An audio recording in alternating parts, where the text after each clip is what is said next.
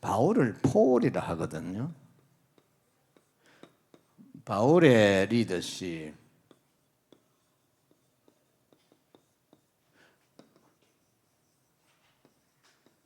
바울의 리더십입니다. 자, 바울이라는 사람은 어떤 리더십을 가지고 있었을까? 이게 중요하거든요. 오늘 네 가지로 설명을 해드립니다.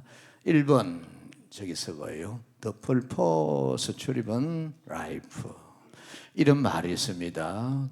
The purpose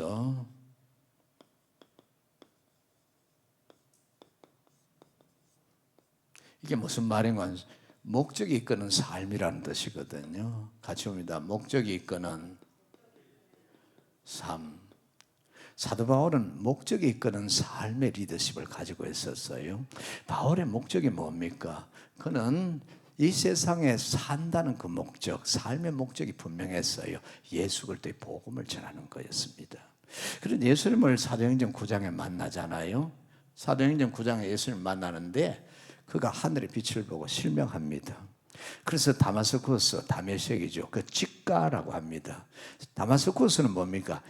일직선으로 딱 된 길이 있어요. 그게 한 집에 들어가서 기도하고 있는데 예수님께서 아나니아라고 하는 성도를 보냅니다. 그 아나니아라고 하는 성도가 가서 예수님이 시킨 대로 안수를 해요. 그 안수를 하는 순간에 눈에 비늘 같은 게 탁 벗겨집니다. 그때 성경을 보니까 안 보였던 예수님이 보이는 거거든요. 그래서 히브리서 1장 1절에 옛적의 구약 성경에 여러 선지자를 통해 여러 모양과 여러 부분으로 말씀하신 하나님이 구약 성경, 그때는 구약 성경밖에 없었잖아요. 근데 구약 성경을 딱 보는 순간에 예수님이 보이는 겁니다. 우리는 지금 구약 성경을 읽잖아요. 예수님 안 보입니다. 예수라는 말도 없습니다. 근데 예수님 보이는 겁니다. 창세기 3장 21절에 뭐가 있습니까? 가죽을 지어 입히시니라. 그 가죽을 지어, 가죽이 나오려고 하면 피가 흘러야 되잖아요. 벌써 하면 원시복음 하나님 주시는 겁니다. 가죽을 벗겨야 가죽 옷이 나오는 거잖아요. 벌써 예수님께서 십자가에 죽어서 피 흘린다는, 바로 그게 피 흘리는 용어거든요. 바울이 율법학자잖아요. 구약 성경을 완전히 다 암송하는 분이거든요. 그리고 구약 성경이 뭔지 확실히 아는 분인데 전에는 안 보였는데 눈에 비늘 같은 게 탁 벗겨지니까 그게 보이는 거예요. 그러면서 아나니아가 하는 말이 있습니다. 당신은 예수 그리스도의 복음을 이방인에게 전하도록 하는 목적으로 당신을 불렀다는 겁니다. 그래서 당신은 이방인에게 복음을 전하는 택한 나의 그릇이라 라고 전해주는 겁니다. 그때부터 바울은 내가 예수 그리스도를 전하는 것이 내 삶의 목적이라는 겁니다. 같이 합니다. 목적이 이끄는 삶. 아주 유명한 말입니다. 제가 이 교회에 가서 들었습니다. 미국 LA에 있습니다. 이 교회 갔더니 이 목사님의 아들이, 제가 아까 오랄 로버츠 목사님 얘기를 잠시 했죠. 그 아들의 영혼을 돌봐야 되는데 우리도 그걸 모르면 안 됩니다. 내 자식이라고 해서 계속 내 자식의 육적으로만 생각해서 사랑의 대상으로만 생각하면 안 돼요. 마귀가 공격을 한단 말이에요. 내 자식의 영혼도 돌봐야 되는 겁니다. 그런데 오늘 로버츠 목사님도 그 자식의 영혼을 돌보지 않았습니다. 그 자식이 월남전까지 갔다 왔습니다. 그리고 그 자식이 공부도 많이 했습니다. 그런데 어느 날 어떻게 결혼도 했습니다. 자식도 낳았습니다. 그 어느 날 약물 중독이 되는 겁니다. 여기 목적이 이끄는 삶에 이 슬로건을 걸고 미국 LA에서 교회를 개척했던 그 목사님도 왜 이 목적이 이끄는 삶을 했나? 미국의 젊은이들이 너무 많이 약물에 중독이 돼 있거든. 우리는 흔히 마약 중독이라 하잖아요. 그 마약에 중독돼 있으면 결국 그 아들 죽었잖아요. 우리는 자식을 키우는데 내 사랑하는 자식이라고 해가지고 그 자식의 그 육체만 보면 안 된다. 그 자식의 영혼을 봐야 된단 말이에요. 그 영혼을 마귀가 항상 공격하는 겁니다. 우리가 믿음이 좋아지면 좋아질수록 우리의 허점들을 공격을 한단 말입니다. 그래서 영혼을 볼 줄 알아요. 제 자식의 영혼이 지금 어떤 상태인가 이걸 봐야 되는 거거든. 사도 바울이라고 하는 사람은 눈에 비늘 같이 벗겨지니까 성경이 보였습니다. 그래서 우리는 가장이 됐으면, 어머니가 됐으면, 아버지가 됐으면 내 자신만 생각하지 말고 내 자식의 육적인 삶, 취직 잘해야지, 맞아요. 진학 잘해야지, 좋은 대학 가야지, 맞아요. 공부 잘해야지요, 결혼 잘해, 맞아요. 다 맞는데 그것만 보지 말고 내 자식의 영혼을 볼 줄 알아야 돼. 지금 내 자식의 영혼이 어떤 상태인가 이거 못 보면은요 나중에요 큰 어려움 당할 수 있습니다. 사도 바울은 눈이 열려서 예수를 만나고 이제 내 남은 생에는 목적이 있건다. 이방인에게 복음 전한다. 그래서 땅끝까지 가는 겁니다. 이게 사도 바울의 첫 번째 리더십. 같이 합니다. 목적이 이끄는 삶. 그는 예수 그리스도의 복음을 이방인에게 전하는 목적으로 살았다는 거죠. 그래서 죽기까지 예수 그리스도의 복음을 전하는 겁니다. 두 번째로 이 사람은 The Word라는 겁니다. 말씀이 이끄는 삶을 살았습니다. 오늘 제가 말씀드렸잖아요. 사도행전 18장 5절 같이 합니다. 말씀이 이끄는 삶. 이 사람은요, 바울은 하나님의 말씀대로 사는 겁니다. 하나님께서 말씀하시면 무조건 순종하는 겁니다. 그게 되든 안 되든, 이치에 맞든 안 맞든, 상식에 맞든 안 맞든 상관없습니다. 같이 합니다. 말씀이 붙잡혀. 이리 가라면 이리 가고 저리 가라면 저리 가는 겁니다. 왜냐하면 말씀은 하나님의 말씀이요, 말씀은 역사가요, 말씀은 반드시 성취된다는 거거든요. 우리는 하나님의 말씀하면 단순히 하나님의 말씀을 생각하는데 하나님의 말씀은 하나님의 말씀이고, 두 번째는 뭐냐, 그 하나님 말씀은 벌써 살아가지고 역사하는 겁니다. 역사가 뭐 일하심이거든요.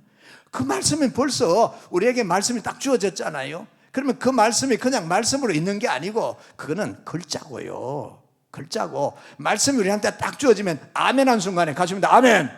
좀 크게 봐요. 아멘. 아멘 하는 순간에 그 말씀이 내 안에서 벌써 일하고 계신단 말입니다. 그리고 반드시 성취가 되는 겁니다. 근데 우리는 성경을 읽을 때 그래 안 읽고 이거 그냥 글자다 이렇게 생각하고 읽잖아요. 아니에요. 글자가 아니고 이 말씀을 내가 읽으면서 아멘 할 때 벌써 그 말씀이 내 속에서 벌써 일하고 계신단 말입니다. 그리고 말씀대로 되는 거거든요. 시간이 걸리고 고난이 있고 그리고 환란이고 풍파가 있어 그렇지. 저 지중해 바다에 바울이 그 체포대가 예루살렘으로 로마로 가잖아요. 근데 풍랑이 일잖아요. 유라콜로라고 풍랑을 만났습니다. 근데 바울이 기도하잖아요. 그랬더니 하나님 말씀하잖아요. 뭐라고요? 바울아, 너는 반드시 가이사 앞에 서야 하게. 가이사가 누굽니까? 로마 왕이잖아요. 그럼 로마로 간다는 말이잖아요. 근데 바울은 그 말을 완전히 믿어요. 지금 풍랑은 그대로 일고 있고 배는 파선 직전에 있고 배에 탄 사람들은 모든 그 상인들이 팔려고 했던 물건도 바다에 다 던져버리고 배 기구까지 전부 다 던져버리고 그냥 바다에 떠 있는 그런 상태인데 뭐라고 말합니까? 우리 하나님이, 내 하나님이 어젯밤에 말씀하셨다. 우리는 한 섬에 걸리는데 거기 있다가 로마로 간다 했다. 여기 탄 사람 한 명도 안 죽는다. 밥 먹어라 그러거든.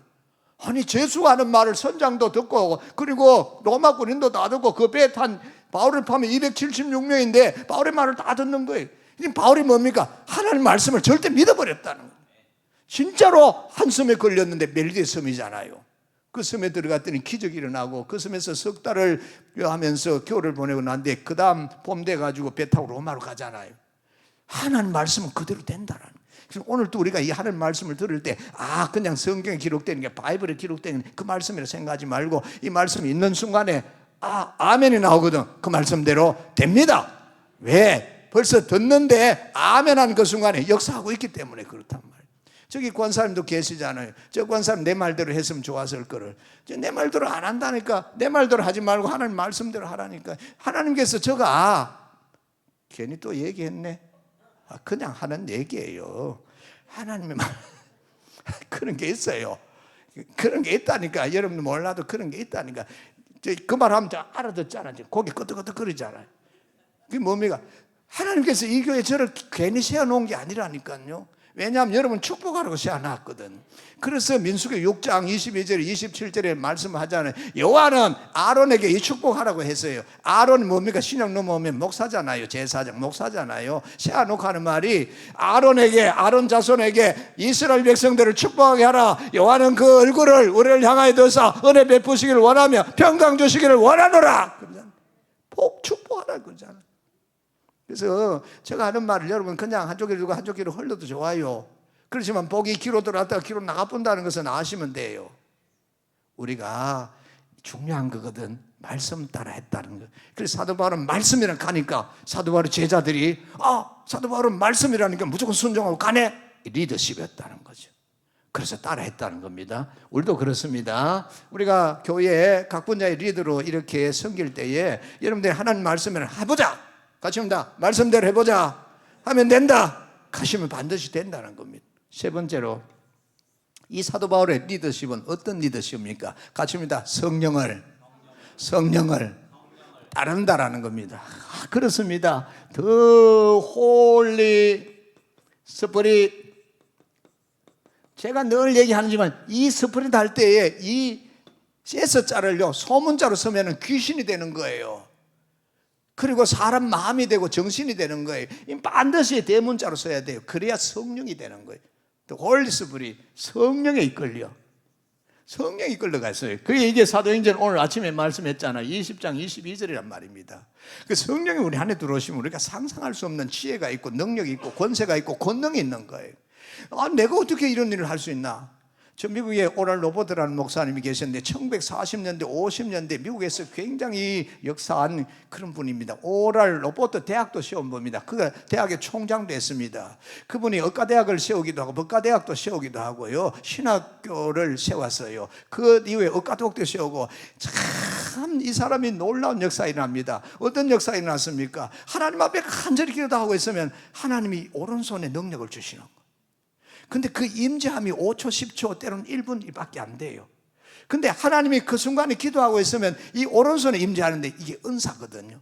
그때 안수 기도를 해버리면 귀신도 나고 어떤 병도 나고 다 낫는 거예요.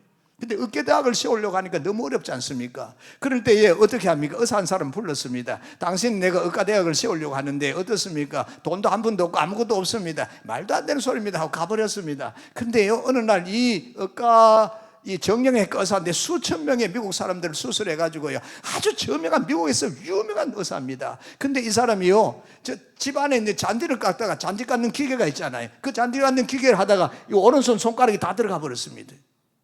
아니, 외과 의사가 손가락 오른손 못 쓰면 그 생명 끝나는 거 아닙니까? 목사님한테 전화했습니다. 목사님, 제가 잔디를 깎다가 손가락이 다 가버렸습니다. 그 얘기를 했습니다. 그랬더니 당신이 우리 오랄 로버트 대학에 의과대학을 세운다고 했는데 당신 말도 안 하고 가버렸잖아. 하나님께서 그 손가락을 다시 돌아오게 하면, 완전히 못 쓴다고 저 병원에서는 판정을 내려버렸습니다. 돌아오게 하면 당신이 우리 오랄 로버트 대학에 의과대학 세우는데 앞장서겠느냐고. 그러지요. 찾아왔어요. 근데요, 하나님께서 기도하는 중에 오랄 로버트 목사님에게 오른손에 능력을 주시는 거예요. 그 손을 붙들고 간절히 기도하고 또 기도하고 또 기도하고 또 기도하고 또 기도했는데 그 손이 회복이 돼버린 거예요. 그래서 오랄 로버트 대학이 의과대학이 세워지는 겁니다. 이게 1940년대 50년대 미국에 있었던 일입니다. 그래서 오늘 저와 여러분이 성령의 역사를 가볍게 생각하시면 안 돼요. 저도요, 금요 심야기도 오기 전에 저 기도실에서 무릎을 딱 꿇고 엎드려 기도하면 한 번씩 이게 와요. 으악! 이게 옵니다. 놀랐지요? 이게 와요. 나도 모르게요.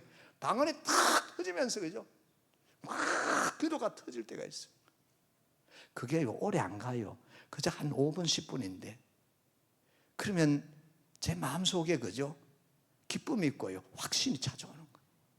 그래서 우리 성도님들도, 제가 지금은 뭐 코로나 3년 지나면서 우리 금요 심야기도 한 달에 한 번씩 안수기도 했잖아요. 지금 안 하잖아요.